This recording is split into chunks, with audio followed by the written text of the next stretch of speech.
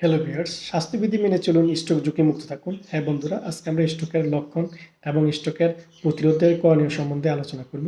তো আসলে আমরা জেনে নিই স্ট্রোকের লক্ষণগুলো কী কী রয়েছে এবং স্ট্রোকের প্রতিরোধের উপায় সম্বন্ধে আলোচনা করব।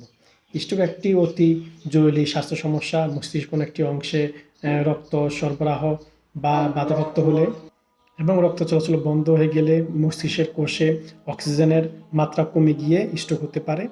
স্ট্রোকের চিকিৎসা দ্রুত করলে পরবর্তী মস্তিষ্কের ক্ষতি এবং স্ট্রোকজনিত সংক্রান্ত অন্যান্য সমস্যা থেকে সহজে মুক্তি পাওয়া যায়। আসলে আমরা জানি স্ট্রোকের লক্ষণগুলো কী কী রয়েছে। হাঁটতে বা চলাফেরা করতে এবং ভারসাম্য নিয়ন্ত্রণ রাখতে সমস্যা হয় এবং কথা জড়িয়ে যায় বা কথা অস্পষ্ট শোনা যায়। শরীরের এক পাশ বা উভয় পাশ দুর্বল হওয়া, অবশ হওয়া বা প্যারালাইজ দেখা দিয়ে যায় এবং চোখে ঝাপসা বা অন্ধকার দেখা যায়।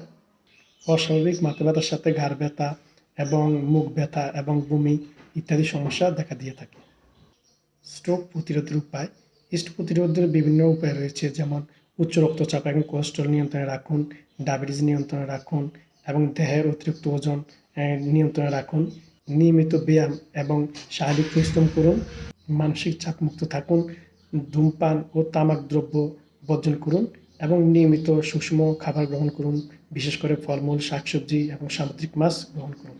এসব করলে এবং এইসব নিয়ম পালন করলে আমরা স্ট্রোকের ঝুঁকি থেকে এবং স্ট্রোকের সমস্যা থেকে সহজে মুক্তি পাব। সবাই ভালো থাকেন। ভিডিওটি ভালো লাগলে লাইক এবং শেয়ার দিয়ে অনেকের দেখার এবং জানার সুযোগ করে দেবেন। সবাইকে ধন্যবাদ।